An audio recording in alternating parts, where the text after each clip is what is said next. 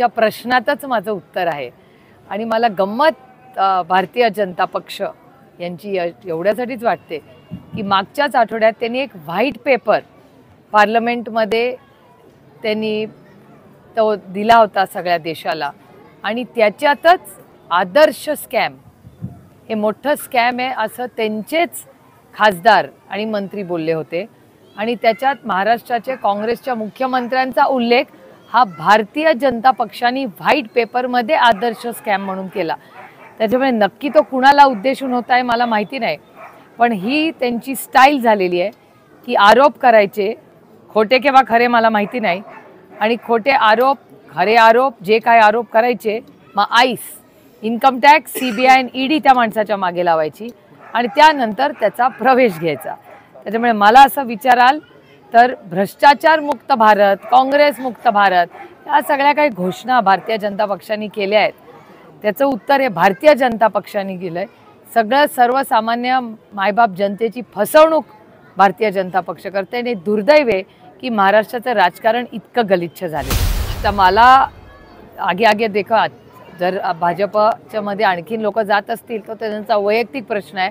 मला फक्त काळजी वाटते, मला एक आता एक नोट आली आहे कोणाची तरी आणि त्या नंबरनी मला असं सांगितलं, मी वाचूनही दाखवू शकते की भारतीय जनता पक्षामध्ये ज्यांनी अनेक वर्ष जे सहकारी कार्यकर्ते नेते त्यांच्यासाठी 33% आरक्षणाची मागणी करतात भारतीय जनता पक्ष। कारण का बाहेरून आलेल्या लोकांनाच संधी मिळते, ज्यांनी सतरंज्या उचलल्या, लाठ्या खाल्ल्या, पक्ष अडचणीत होता किंवा सत्तेत नव्हता तेव्हा ज्यांनी कष्ट केले त्यांना काय न्याय मिळत नाही आहे। आणि त्याच्यापैकी एकच श्री देवेंद्र फडणवीस जी आहेत, 105 आमदार असलेला नेता आज अर्धा उपमुख्यमंत्री झाला आहे, ते DCM 1 आहेत।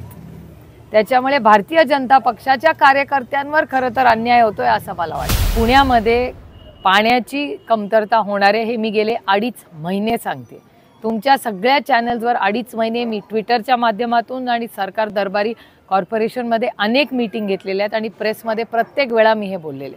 त्यामुळे पाणी, कचरा आणि क्राईम, पुण्यामध्ये क्राईम प्रचंड वाढलेला आहे।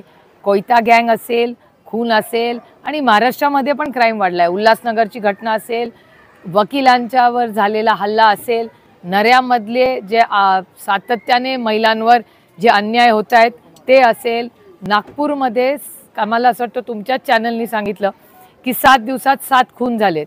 त्याच्यामुळे महाराष्ट्रामध्ये पुणे, नागपूर आणि ठाणे या सगळ्या ठिकाणी क्राईम वाढलेला आहे असं TV चॅनल्स आणि बातम्या सांगतात आणि डेटाही सांगतोय। त्याच्यामुळे मला परत कोणीतरी एक WhatsApp पाठवला आहे की हे गोळीबार सरकार आहे आणि खरंच तशी वले आपकी बार गोळीबार सरकार असं सरकार महाराष्ट्रात चाललं। याचं उत्तर माझ्याकडे नाही आहे, ह्याचं उत्तर तुम्हाला त्यांना विचारावं लागेल। कारण आमची जी महाआघाडी आहे त्या महाआघाडीकडे बारामतीसाठी मी तिकीट मागितलेलं आहे। गेले 15 वर्ष बारामती लोकसभा मतदारसंघातल्या लोकांनी एक विश्वासाच्या नात्याने जी संधी मला दिली, मला निवडून पाठवलं, त्याबद्दल मी त्यांचे मनपूर्वक आभार मानते।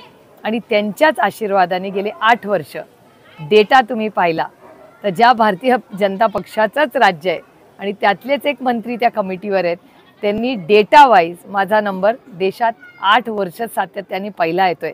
त्याबद्दल मी बारामती लोकसभा मतदारसंघातल्या समस्त मायबाप जनतेचे मनपूर्वक अतिशय प्रांजळपणे आभार मानते की माझा नंबर